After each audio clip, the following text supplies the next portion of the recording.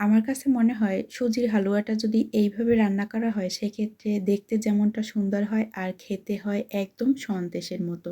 আসসালামু আলাইকুম দর্শক, আশা করি সবাই অনেক বেশি ভালো আছেন। আজকে নতুন আরও একটি রেসিপি নিয়ে আপনাদের মাঝে হাজির হয়ে গেলাম। তো আশা করি আজকের এই সুজির হালুয়াটা আপনাদের কাছে অনেক বেশি ভালো লাগবে। আর যেকোনো ঘরোয়া আয়োজনে মিষ্টির বদলে কিন্তু এই সুজির বরফিটা আপনারা টেবিলে রাখতে পারেন। আর বিশ্বাস করেন খেতে কিন্তু একদমই সন্দেশের মতো। তো চলুন সুজির হালুয়াটা তৈরি করি। এইদিকে সুজির হালুয়া রান্না করার জন্য একটি মিক্সিং বলে আমি ১ কাপ পরিমাণে চিকন দানা সুজিটা নিয়েছি। চাইলে মোটা দানা সুজিও নেওয়া যাবে। তার সাথে আমি দিয়ে দেব ঘন করে জাল করা আগে থেকে ২ কাপ পরিমাণে লিকুইড দুধ। দুধ আর সুজিটা এখন ভালোভাবে নেড়েচেড়ে আমি একপাশে রেখে দেব। এই কাজটা যদি আগে থেকে করতে পারেন সেক্ষেত্রে আপনার সুজির হালুয়াটা একদম নরম, তুলতুলে আর মোলায়েম হবে। আর খেতেও অনেক মজা হবে। তো আমি পরবর্তী কাজটা করে নেব। এইদিকে আমি প্রথমেই ক্যারামেল করে নেব। ক্যারামেল করে নিলে এই সুজির কালারটা মানে হালুয়ার কালারটা দেখতে অসম্ভব ভালো লাগে। তাই আমি ক্যারামেলটা করে নিচ্ছি। তো এইখানে 1/3 কাপ চিনি দিয়েছি।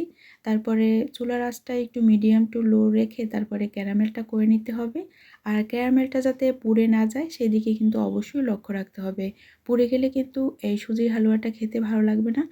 আর বন্ধুরা, আপনাদের কাছে ক্ষমা চেয়ে নিচ্ছি, আমি অফ ক্যামেরায় এখানে কিন্তু ৪ টেবিল চামচের মতো পানি দিয়েছিলাম ক্যারামেলের ভিতরে। এরপরে এখন আমি দিয়েছি ২ টেবিল চামচ পরিমাণে ঘি। ঘিটা দিয়ে একটু নেড়েচেড়ে তারপরে একটু বলক তুলে নেব।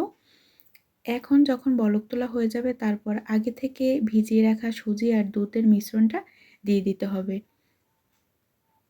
এই সময় কিন্তু চুলার আঁচ অবশ্যই মিডিয়াম টু লো রাখবেন, নয়তো সুজিটা দলা পেকে যেতে পারে, সেক্ষেত্রে কিন্তু পরে আর মসৃণ হবে না। তো এখন আমি অনবরত নাড়তে থাকবো আর চুলার আঁচটা মিডিয়াম টু লোতেই আছে। অনবরত নেড়েচেড়ে তারপরে বলক তুলে নিতে হবে। আর নাড়া কিন্তু বন্ধ করা যাবে না। যদি নাড়া বন্ধ করেন সেক্ষেত্রে কিন্তু চুলার আঁচটা একটু কমিয়ে রাখতে হবে। ফ্লেভারের জন্য অ্যাড করছি এলাচি পাউডার আর ১ চিমটির মতো লবণ। তো আমি মিষ্টি জিনিসে লবণ খেতে একটু পছন্দ করি, তাই আমি লবণের পরিমাণটা দিয়েছি। আপনারা না চাইলে কিন্তু লবণটা স্কিপ করতে পারবেন।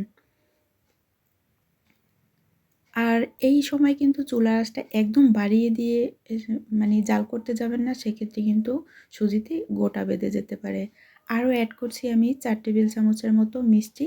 এতেই কিন্তু এনাফ। তো আপনারা যদি মিষ্টি কেউ একটু বেশি পছন্দ করেন সেক্ষেত্রে চিনির পরিমাণটা আরেকটু বাড়িয়ে দিতে পারেন।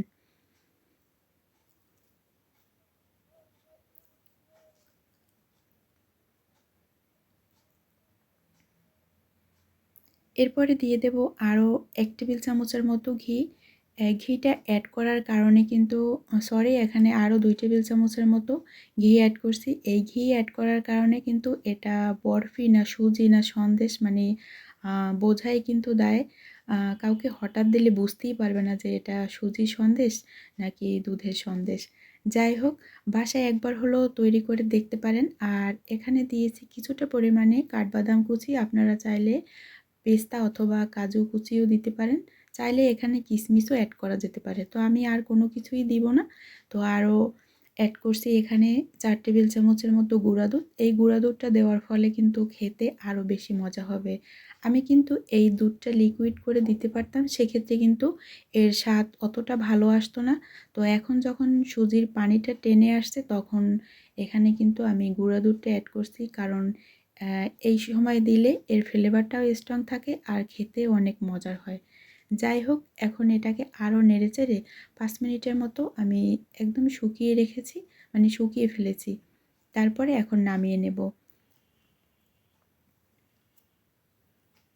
যখন একটু ঠান্ডা হয়ে যাবে সুজিটা, আর যদি ঠান্ডা হলেও দেখেন যে একটু নরম থেকে গেছে সেক্ষেত্রে কিন্তু চাইলে আপনি এটা নরমাল ফ্রিজেও ১০ মিনিট রেখে দিতে পারেন। আর আমি এই সন্দেশের যে মোল্ড আছে এই মোল্ডটাই মানে সাজে তৈরি করব।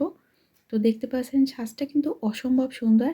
আ তো এখন কিছুটা পরিমাণে সুজির হালুয়া নিয়ে তারপরে উপরে দিয়ে এখন হালকা একটু প্রেস করে দেব। তাহলেই খুব সুন্দর একটি ডিজাইন হয়ে যাবে। আপনি চাইলে যেকোনো ডিজাইন করতে পারেন, আবার চাইলে গোল, গোল করে লাড্ডুর মতো তৈরি করতে পারেন। দেখে তো অবশ্যই বুঝতে পারছেন যে ডিজাইনটা কতটা সুন্দর। তো আশা করি অনেক বেশি ভালো লাগবে আজকের রেসিপিটা। আর একবার হলেও বাসায় তৈরি করে দেখতে পারেন। আপনার বাচ্চারা আর ফ্যামিলি তো ভীষণ পছন্দ করবে। তো আমি আরও একটি তৈরি করে দেখাচ্ছি আপনাদের।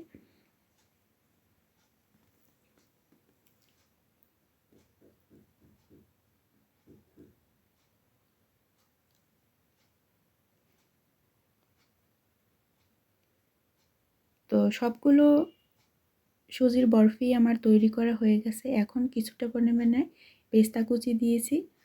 আর আশা করি বন্ধুরা আজকের রেসিপিটা অনেক বেশি ভালো লাগবে। আর ভিডিও যদি এতটুকু ভালো লেগে থাকে প্লিজ আমার চ্যানেলটি সাবস্ক্রাইব করে আমার পাশে থাকবেন।